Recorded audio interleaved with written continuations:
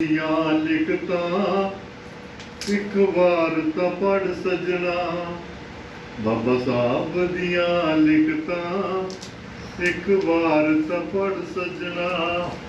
रहबर ने दसिया जो रमजानू पढ़ सजना, बाबा साहब दियां लिखता एक बार तो पढ़ सजना।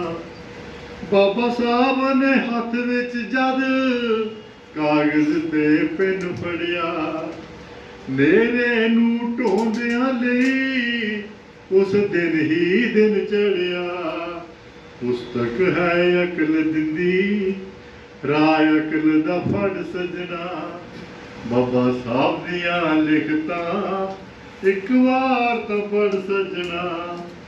एहो जही दौलत है जो कदे भी खुसदी नहीं, एहो जही महबूबा जो कदे भी रुसदी नहीं। ये गल्लां करदी है, ये गल्लां करदी है, जरा कोल तां खड़ सजना।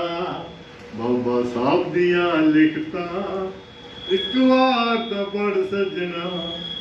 जे पुस्तक ना हुंदी इतिहास भी ना हुंदा, जो हुण तक होया है ये विकास भी ना हुंदा।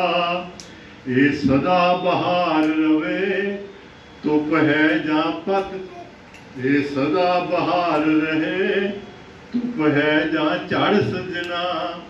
ये सदा बहार रहे धुप है जां झड़ सजना।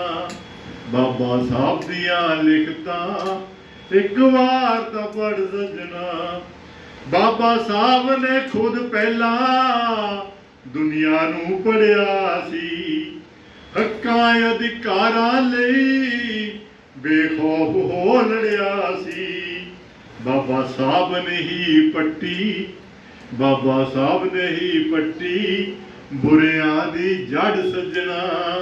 बाबा साहब दियां लिखता एक बार तो पढ़ सजना। हालात नू बदलण लई लिखिया संविधान उन्हां, इस विच सब नू कीता है एक समान उन्हां। संविधान करो लागू इस गल ते अड़ सजना। बाबा साहब दियां लिखता एक बार तो पढ़ सजना। बाबा साहब जहे रहबर लिखतां विच वसदे ने, किद्दां कल्याण होना बाखूबी दसदे ने। बाबा साहब नू पढ़दे नहीं, बाबा साहब नू पढ़दे नहीं तां ही गड़बड़ सजना। बाबा साहब दियां लिखता एक बार तो पढ़ सजना। बाबा साहब लई पुस्तक औलाद तो वध के है, बाबा साहब लई पुस्तक औलाद तो वध के है। पुस्तक तां दुनिया दी बुनियाद तो वध के है। बाबा साहब नू नहीं पढ़िया, बाबा साहब नू नहीं पढ़िया ओ है अनपढ़ सजना। बाबा साहब दियां लिखता एक बार तो पढ़ सजना। निज तो उपर उठ के दुनिया संग जुड़दे हां, शब्दां दा जलवा है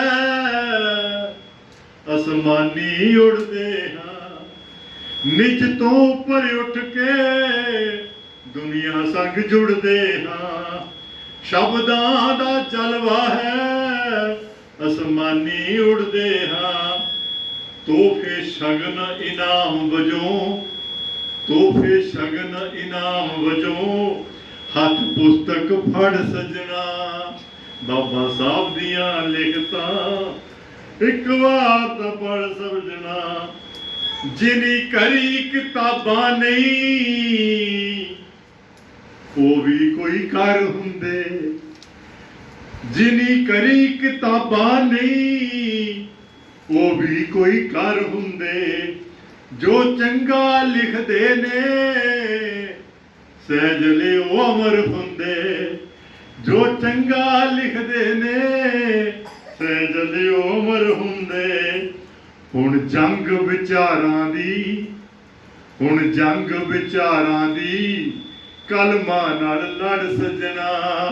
ਬਾਬਾ ਸਾਹਿਬ ਦੀਆਂ ਲਿਖਤਾਂ ਇੱਕ ਵਾਰ ਤਾਂ ਪੜ ਸਜਣਾ। ਰਹਿਬਰ ਨੇ ਦਸੀਆਂ ਜੋ, ਰਹਿਬਰ ਨੇ ਦਸੀਆਂ ਜੋ ਰਮਜ਼ਾਨ ਨੂੰ ਫੜ ਸਜਣਾ। ਬਾਬਾ ਸਾਹਿਬ ਦੀਆਂ ਲਿਖਤਾਂ ਇੱਕ ਵਾਰ ਤਾਂ ਪੜ ਸਜਣਾ। ਜੈ